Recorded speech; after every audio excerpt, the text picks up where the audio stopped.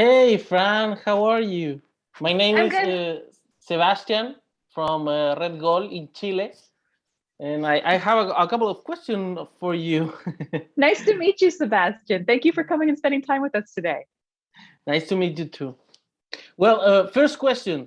I have a little time, so right away to the point. Yeah. Which were your first thoughts once Pixar told you were going to work in a Buzz Lightyear movie? I was so excited to get to bring this character into human form and into life as a human. And I knew one of the coolest things that we were going to get to do is experiment with Buzz's hair. So, as a human, one of the things that makes him stand out apart so much from how we've experienced him as a toy is to get to see his hair and get to see what that haircut looks like and how it moves. And if he's turned upside down, what's going to happen to that hair? It was all really, really exciting. And to get to be part of the crew that is bringing Buzz into that human world was really special. Nice. You went to NASA for some research. What changed for you about the looks, about the suits, about the outfits, designs in general after that trip?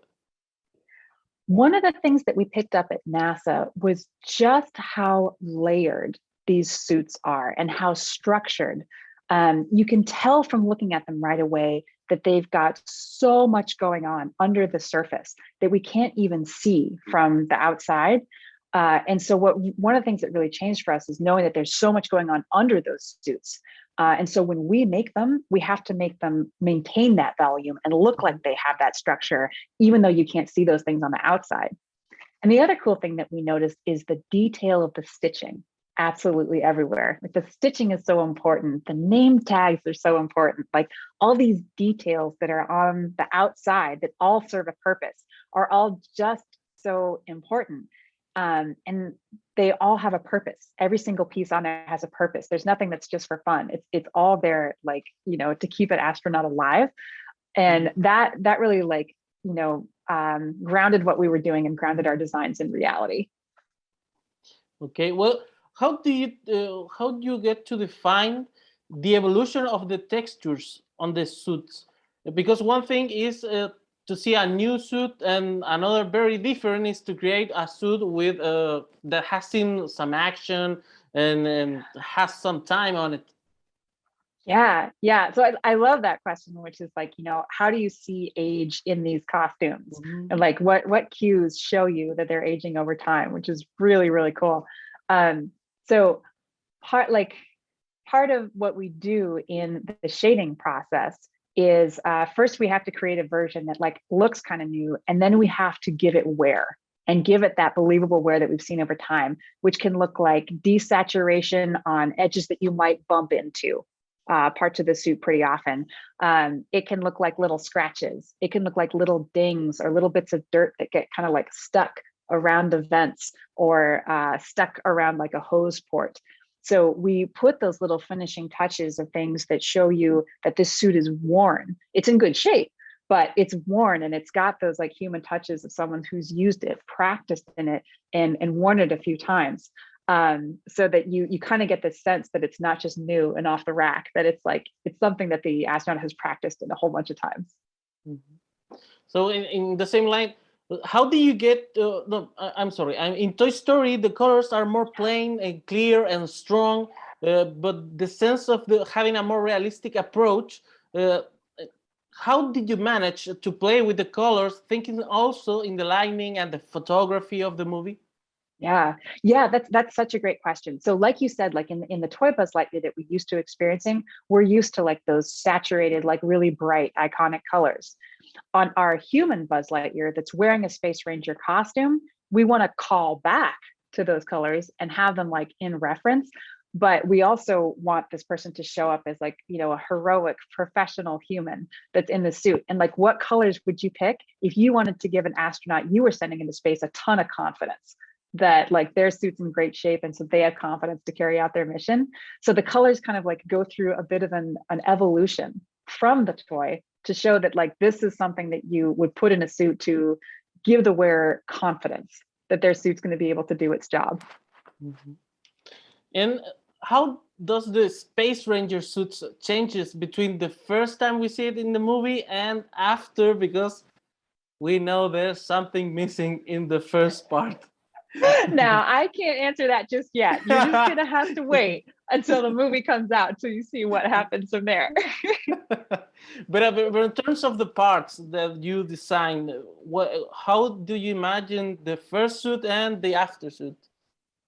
Like the Space Ranger suit, and then yeah, and then the evolution towards something in general. Okay. Yeah. Okay, so in this particular story, like we see the Space Ranger costume first, and like that's the Buzz we all know and love, and then all of a sudden he's in like a cloth suit with a whole bunch of like stuff strapped to him. So we kind of go back to like the early days of NASA.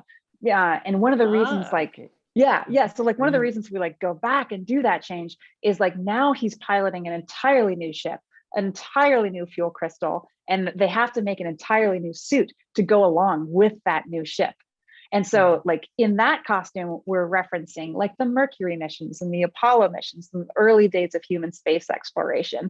And it's just white, right? It's not like a really, really flashy color or anything. It's like the function's the most important thing. And then we have the montage where we see him in like a bunch more ships and suits. And those ships and suits are all designed to go with each other. You couldn't fly one without the other. So those like evolve and iterate again and again over time. You're going to start to see more bold colors. You're going to start to see like some color blocking that's kind of playing with it a little bit more as they start to advance. And then you see Buzz in the XL-14, which is his orange suit. So his orange suit is like really, really exciting. And it's got these like eject harnesses that like mimic the silhouette of the Space Ranger costume. And then you're probably going to get to see the Space Ranger suit one more time. Yes. But I can't tell you what happens after that. Okay. Next question. How do you think this film feels different in terms of the challenges that offer to you compared to, I don't know, Brave or Ratatouille?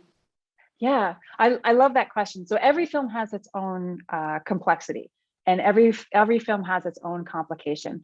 One of the things that was really challenging for our department with this is because spacesuits are made of like soft fabric and then hard pieces strapped to it, we had to have a lot of people working on different parts of the suit and then coming together and putting those pieces together.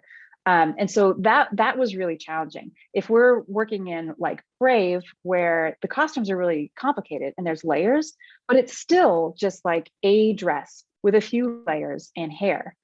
Well, now in this project, we're still going to have several layers of costumes, but we're also going to put hard surface pieces on top.